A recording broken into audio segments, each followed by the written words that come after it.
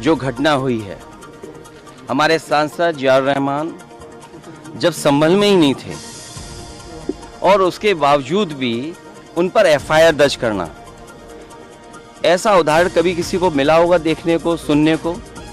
एक police officer ये कह रहा हो कि नेता बनना छोड़ दो, नेताओं का सहारा लेना छोड़ दो, किसके लिए भाषा थी वो? और मैं ये कहना चाहता हूँ, हालांकि ये सब जानकारी आपके पास है, दुखद है कि नईम जैसे नौजवान की जान चली गई, बिलाल की जान गई है, रोमान की जान गई है, कैफ, अयान, और इसमें से कुछ कम उम्र के भी हैं।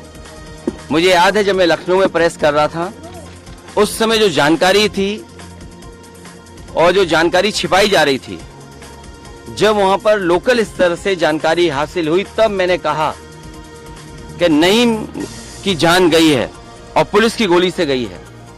आप लोगों पे सब वीडियोस हैं, आप लोगों पे जगह जगह से वीडियोस मिले हैं, कवरेज है पूरा का पूरा कराया गया ये दंगा है। और किसने कराया? सरकार ने कराया, क्योंकि सरकार जो बेईमानी कर रही थी, सरकार जिसने वोट लूटा, सरकार ने जिसने मशीन पर ईवीएम की बटन बार बार पुलिस से दबाई, प्राइवेट ड्रेस में पुलिस लगाई, उस चुनाव में इनकी धांधली, इनकी चोरी न पकड़ी है, इसलिए जानबूझ करके संभल में घटना कराई है। और मैं पढ़ना चाहता हूं, संभल की शाही जामा मस्जिद के खिलाफ 19/11/2024 को सिविल जज चंदौसी संभल में एक याचिका डाली गई। कोर्ट ने दूसरे पक्ष की सुने बगैर उसी दिन 19/11/2024 को सर्वे के आदेश दे दिए। ताज्जुब तो इस बात का है कि ऑर्डर मिलने के बाद ही संभल के जिलाधिकारी, संभल के पुलिस अधीक्षक आदेश को पढ़े बगैर 2 घंटे बाद ही सर्वे के लिए पुलिस बल के साथ शाही जामा मस्जिद पहुंच गए। जामा मस्जिद की कमेटी, जनप्रतिनिधि, उलेमा इकराम, सभी अधिवक्ताओं ने सहयोग दिया। जिस समय पहली बार सर्वे हुआ है और कोर्ट के आदेश के बाद पूरा का पूरा सहयोग, जो भी वहां जिम्मेदार लोग थे, जो भी जिम्मेदार वहां पर मौके पे थे, सबने सहयोग किया। जिलाधिकारी संभल और पुलिस अधीक्षक संभल ने 2.5 घंटे सर्वे के बाद कहा, अब सर्वे पूरा हो चुका है और अब रिपोर्ट कोर्ट को भेज दी जाएगी। दिनांक 22/11/2024 फ्राइडे को जुम्मे की नमाज के लिए लोग नमाज अदा करने के लिए जामा मस्जिद पहुंचे, लेकिन पुलिस प्रशासन ने बैरिकेडिंग लगा दी ताकि लोग नमाज न पढ़ सकें। उसके बाद भी लोगों ने संयम बरता, नमाज अदा की और किसी प्रकार का विरोध प्रदर्शन नहीं हुआ, किसी तरह की विरोध नहीं हुआ। 29 तारीख को कोर्ट की अगली तारीख तय थी।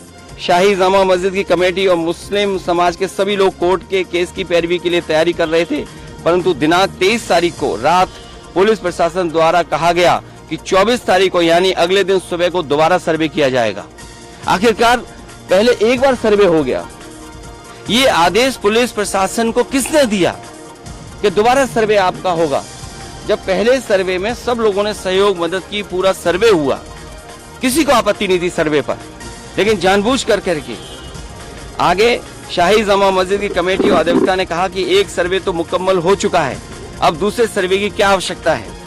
कोर्ट के आदेश का हमने पालन कर दिया, अगर दूसरा सर्वे करना है तो दोबारा आदेश करवाएं, कोर्ट के आदेश के बाद हम दोबारा सर्वे करा देंगे। लेकिन जिलाधिकारी संभल और पुलिस अधीक्षक संभल ने कोई सुनवाई नहीं की और तानाशाही दिखाते हुए और सुबह के वक्त से पहले शाही जामा मस्जिद आ गए। शाही जामा मस्जिद कमेटी और मुस्लिम समाज के लोगों ने फिर भी धैर्य रखा और दोबारा सर्वे के लिए अंदर ले गए। सर्वे के दौरान करीब 1.5 घंटा बाद जब जनता को सूचना मिली तो वो इकट्ठा होना शुरू हो गए। लोगों ने सर्वे का कारण जानना चाहा तो सर्कल ऑफिसर ने उनके साथ गाली गलौज की और लाठीचार्ज करवा दिया, बुरी तरह से जख्मी कर दिया। इसका विरोध करते हुए चंद लोगों ने पत्थर चलाए, जिसके बदले में पुलिस, सिपाही से लेकर अधिकारी तक ने अपने सरकारी और प्राइवेट हथियारों से गोलियां चलाई, जिसकी वीडियो रिकॉर्डिंग है, जिसके एवज में दर्जन लोग गोलियों से घायल हो गए। 5 मासूमों जो कि अपने घर से सामान लेने के लिए निकले थे, उनकी मृत्यु हो गई। संभल का माहौल बिगाड़ने में याचिका दायर करने वाले लोगों के साथ पुलिस और प्रशासन के लोग जिम्मेदार हैं। इनको निलंबित किया जाना चाहिए और हत्या का मुकदमा चलाया जाना चाहिए। जिससे कि लोगों को इंसाफ मिल सके और आने वाले समय में कोई इस प्रकार की संविधान के खिलाफ गैर कानूनी घटना को अंजाम न दे जा सके।